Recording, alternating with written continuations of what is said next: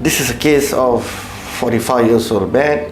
10 years ago, he have done a hair transplant, but unsuccessful and is not happy.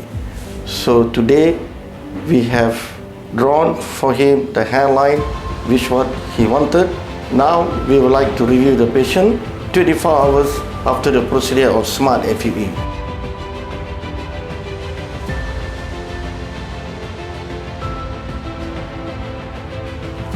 This is the previous hair transplanted hair 10 years ago.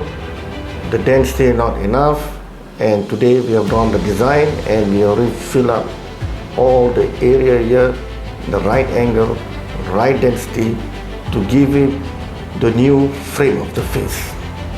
We can see there's no bleeding, there's no any dislodgement, all the grafts are intact in the right place in the design area.